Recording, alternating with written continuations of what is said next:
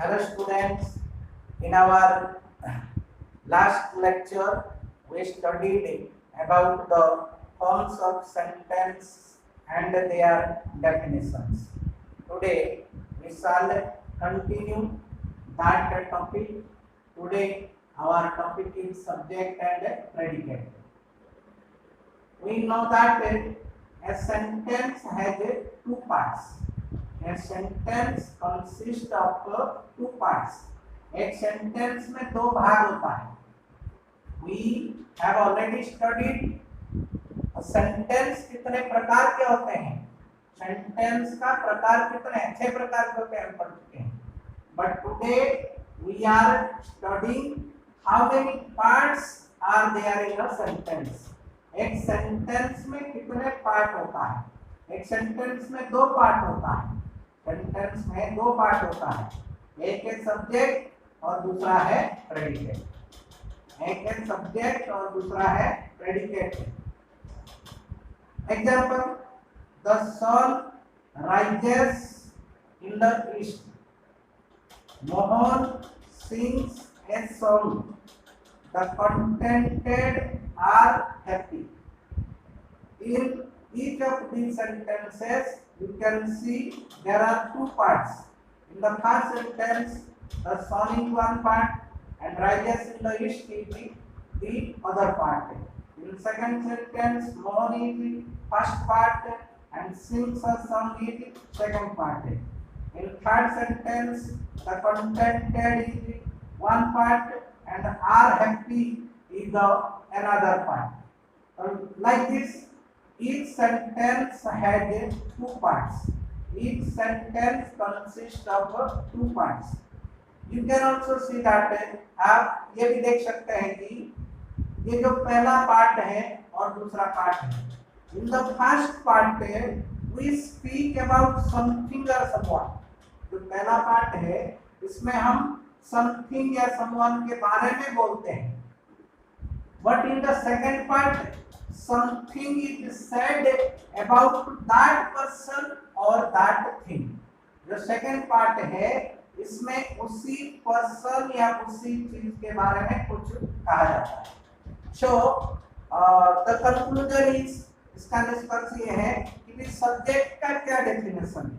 The definition of subject, the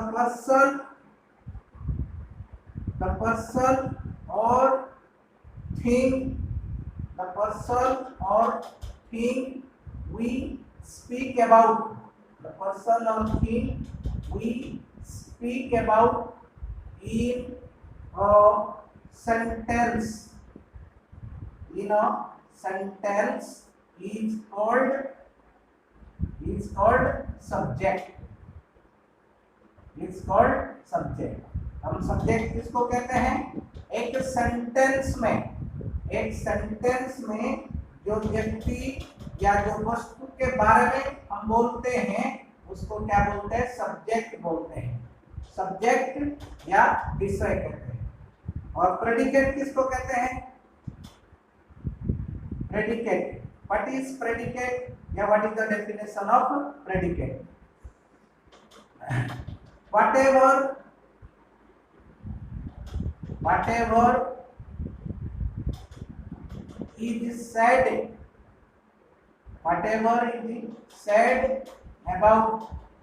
whatever is said about that person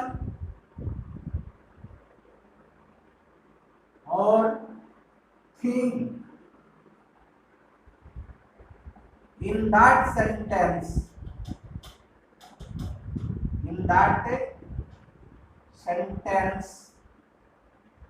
is called predicate.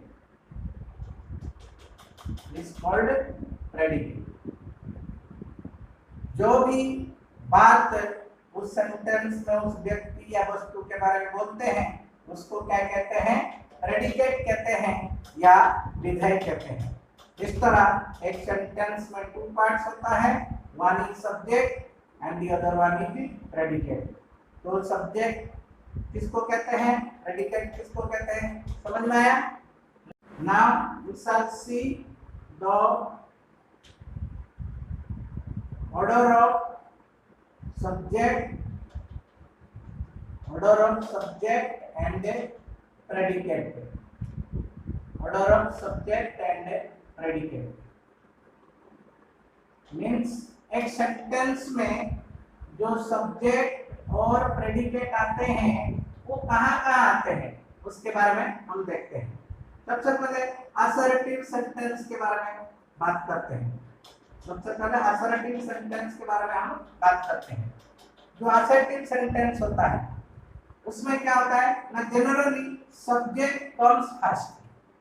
जो assertive sentence होता है उसमें subject सबसे पहले आता है और प्रेडिकेट बाद में आता है। यस और नो?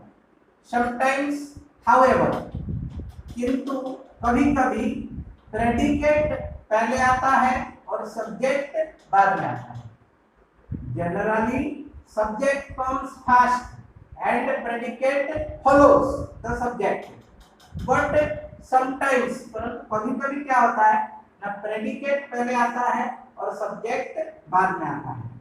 जैसे example, he goes to market, he goes to market, इसमें पहले सब्जेक्ट आया फिर प्रेडिकेट आया, बट परंतु sweet, SWEET, sweet is the result, RESULT, sweet is the result of labor, sweet is the result of labor। इस sentence में यहाँ sweet is ये प्रेडिकेट है, स्वीट इज प्रेडिकेट है, ये पहले आया। द रिजल्ट ऑफ लेबर ये सब्जेक्ट है, ये बाद में। ठीक है क्या? इस तरह happy is the contented, CONTENTED, happy is the contented man. यहाँ हैप्पी मीन्स खुशी या सुखी, खुशी या सुखी के अर्थ में यहाँ प्रयोग किया गया है, इसलिए यहाँ हैप्पी इज ये प्रेडिकेट है, हैप्पी इज प्रेडिकेट है, द कंटेंटेड मैन ये सब्जेक्ट है। आपने देखा कि मैक्सिमम टाइम जनरली सब्जेक्ट पहले आता है, प्रेडिकेट बाद में आता है असर्टिव सेंटेंस, परंतु कभी कभी प्रेडिकेट पहले आता है और सब्जेक्ट बाद में आता है। इस तरह इंटरोगेटिव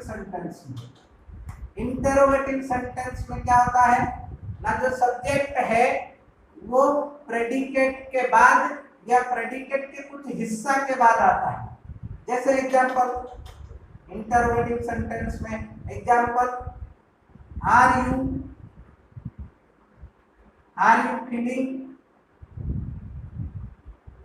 फीलिंग हैप्पी। इस सेंटेंस में यू सब्जेक्ट है जो कि प्रेडिकेट के एक हिस्सा के बाद आया। ये आर फीलिंग हैप्पी ये प्रेडिकेट है, आर फीलिंग हैप्पी प्रेडिकेट है और यू इसमें सब्जेक्ट है।